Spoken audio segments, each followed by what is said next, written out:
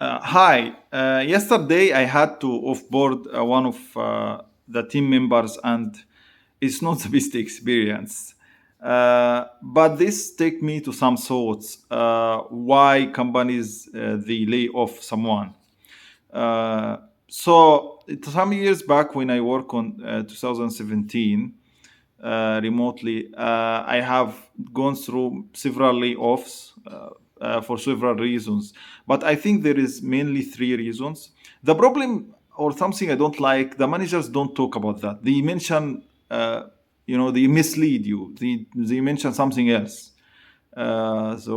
Maybe you are expensive and they don't say it. They said you have a bad performance, but this is not the truth.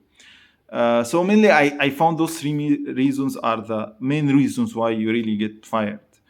Um, or layoff, it's not a must. You are fired from the company. Maybe you move to another project.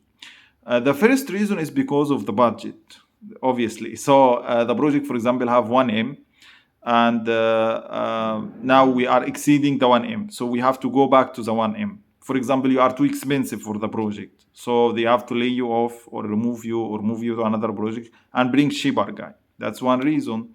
Might be the case that we have assigned 1M, but now the 1M have gone and we don't have any achievement. So they decide, okay, we will not work on this project anymore. This is one reason. The other reason is because they want to reduce the shares, especially if the company is going to be listed on, for example, the exchange. I mean, the stock market. So they have to reduce the number of people or the shareholders, the people who have shares, because when you are hired as full-time engineer, so you are holding a share for the company most of the time. So they want to reduce the headcount. They want to reduce the number of people who have shares. So what they do is they lay off the full-time engineers and maybe they replace them with contractors, which they don't have any shares. Or they reduce the head count. They remove the people who don't have that high value. So they just remove them, and then maybe some other guys within the team or within the company they will do what they are doing. This is another reason I saw. The third reason is because you are basically doing nothing. Doing nothing means the project have already reached to a point where it's mature. So in the beginning, when you start to build something, you have a lot of work, and then you have many tickets to deliver and so on. But then you reach to a point where, okay, the product's mature and we don't need you anymore. So they start to remove the people who they don't have as much work. So for example, if you have 10 count, like 10 hits, and then you can, okay, the work can be done by 5. So we will remove the 5 people. Why? Because you can split the work, so no need to add them.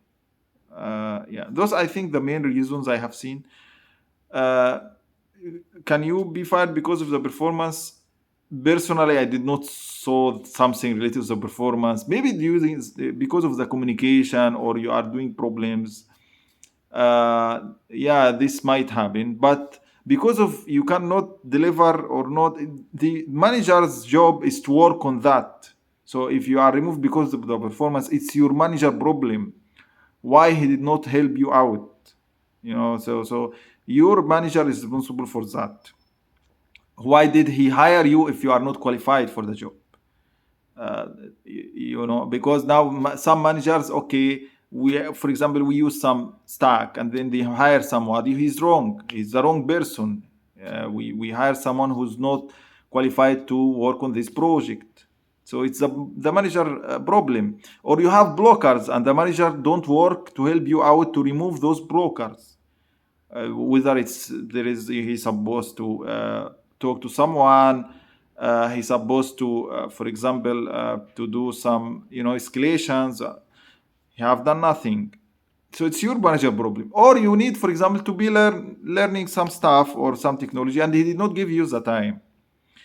uh, so I personally think if it's a performance problem, it's your manager issue, except if you are not willing to work. or you are making problems. You are fighting everybody. So it's your own issue. Again, don't blame your manager for everything. Sometimes it's your own issue. But I mean, your manager have a hand to improve your performance.